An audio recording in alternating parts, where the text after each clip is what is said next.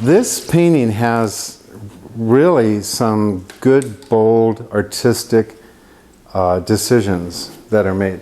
I love the simplicity of taking it down to basics, and that's the whole idea with a lot of contemporary and abstract art, is to take the forms and take them just to the facts. And you've stripped everything down. And what's really beautiful is that you've given us just wonderful forms and shapes for light to hit. That's what I absolutely love about this. You know how I harp on you to get lighting effect? Well, you nailed the lighting. In fact, you nailed only lighting. And this is the most exciting homework assignment I've seen you do. Even this little, look at this little eye magnet that you got going up into the box here. We know what that is. That's some kind of chow fun noodle or some kind of thing.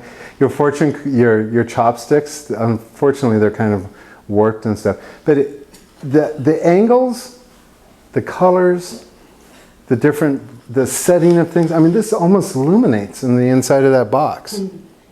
But as far as design and form, had you loved it just a little bit more, have you just loved it a little bit more and kind of kept it in this boxy, abstract shape, I think you would have had really something extraordinary.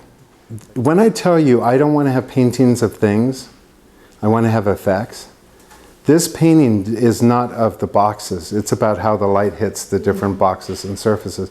It nails exactly what I'm looking for. You have cast shadows that are working. This is you moving into a different realm of painting.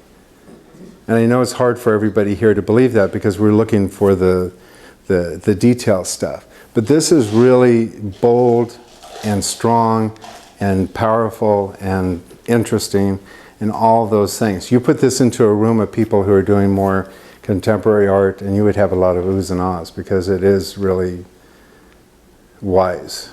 It's a wise decision. So you're going to go kicking and screaming and becoming an artist in spite of yourself, crying and scratching the whole way as I drag you into the realm of... But this is different than what you've been painting. She's really good. Don't you think so? Yeah. I think it really is. I really like this shape. Had you been just a little bit more like curious about the outcome, I think you would have nailed a really good painting. In her praise. Who's this? Mine. It's very clever. So cute. What were you thinking? You don't want to know what I was thinking. You know, I said that in the Academy of Art and they threw me out. Really? Mm-hmm. Wow. One of the teachers at the end of the semester asked me, we were critiquing and it was somebody else's drawing and he said, so Stefan, what do you think about this? And I go, you don't want to know what I think. And so then I just went in and just told him that this whole semester was stupid. You know, and that was a waste of time and nothing was learned or anything like that. And then the following week the dean came into class and he said, bye-bye. Well, remember the thing that I'm always looking for in a painting is effects over things. And when you start putting in figures, figures X out effects as a central focal point. So as soon as you put in an eye, the viewer's thinking about something else.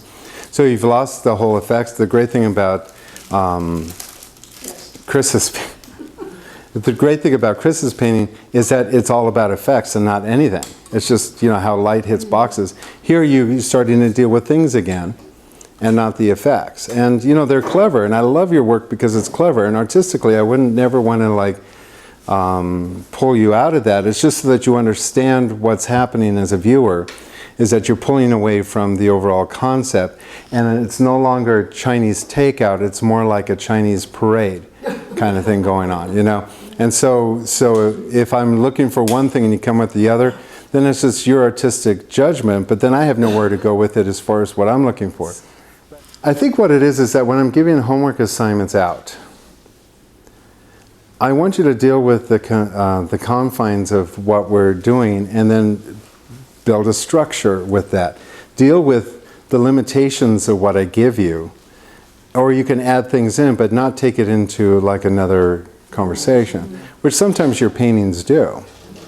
But then as a teacher, my thing is, I still have to teach you how to paint. Now this is the artist side with you. Okay, so I can teach somebody to paint, but I can't teach them to be an artist. I can bring him there, and you're there. It's just that in this conversation, I want to know that you can paint too.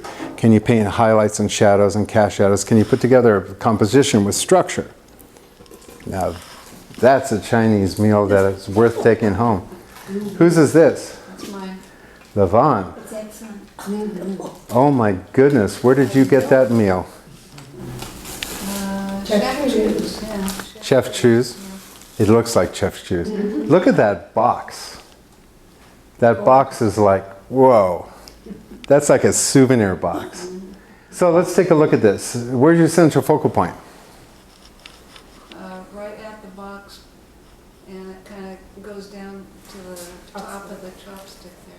Right here? Yeah, And- and there. Yeah. And you, so like, which is your prominent central focal point? I think it's the chopstick. Really? Well, that's where the most light is. Yeah. Yeah. Thing is, that's true. If you chose the chopstick, then I can live with that.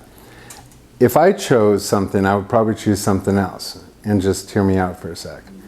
The chopsticks, to me, are eye magnets. You can't have something that goes across the painting like that without having the viewer involved with it. And if we follow this wide shape, now everything you do to a painting has a consequence on the other end. So this wide shape going to narrow is like a pathway going into affinity. So that we're subliminally kind of knowing that that's energy moving up, okay? These two shapes actually point to that. That brings our viewer right up in there. In fact, when you look at this painting, you're really pulled to get to that area. So I would say that that would be your central focal point. Your secondary focal point could be here, but I would almost have it even more light onto this side here, just so that you have more area for transition. Because if we go from light to dark, it's like, whew. You know, just like I showed you on when we were talking about doing light where you have nothing to something like a spotlight. It's the same thing with having really bright light going away. So it gives us the illusion of movement. How strong we do that is how quickly the viewer will move through the painting up there. So if you have something really bright here going back, the whole idea is to try to bring the painting back to here. You have these wonderful lines in the box back here, which is your Chinese chopsticks also, says dinner for two. These point down also. If you notice how they point. You use those as eye magnets. They're purposely pointing there. I would have said, you see this box lid? In painting, I would have lifted that up. Why? Because those lines would have pointed down. Okay? This could have been shifted. Now, this is why I say you have to kind of, this edge could have been shifted to go this way. You could have had that whole box going this way. And you could have had these two lines also pointing to the central focal point. It's all based on trying to form a structure. So if we look at a structure here, so like if this is your central focal point out here, and you can have your chopsticks going towards the central focal point, the box going to the central focal point, this box sitting back in here where the light's hitting, and the lid going here, the chopsticks pointing downwards.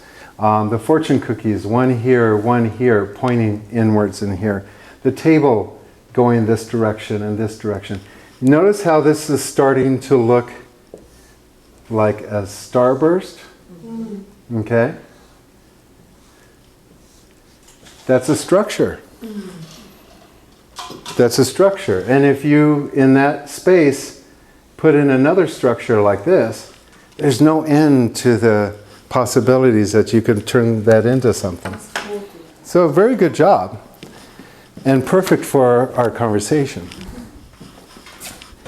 Okay, so whose is this little gem?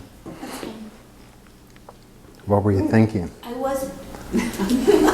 No, again, everything that you've been saying, I hadn't done one of these assignments in months, and I hadn't at home painted at all in about the last month, and I didn't think of one rule. all I did is set my objects up like a painter and put them on without being an artist. Because it's flat and it's dull. And how did this conversation possibly open up your possibilities for you? I'd have to go home and look at it more. I like the lines of the cartons and the light on the cartons and the reflections on the cartons, and the placement of the fortune cookies was quite on purpose with the chopsticks. So I must have had some plan like that. So where's your central focal point? I intended it for that that fortune cookie right under the OD. Right here? Yeah. Okay. Now you see, I see the central focal point. I could point to it right away. But the issue is that does the rest of the painting support that? And that's why I think the structure idea is so important, is that you're trying to get the painting to support your choice of your central focal point. Notice how I use those words. You choose it, and then the painting needs to manipulate itself around to making that choice happen. And so here, you've got chopsticks up here that are really not contributing to the good of the composition.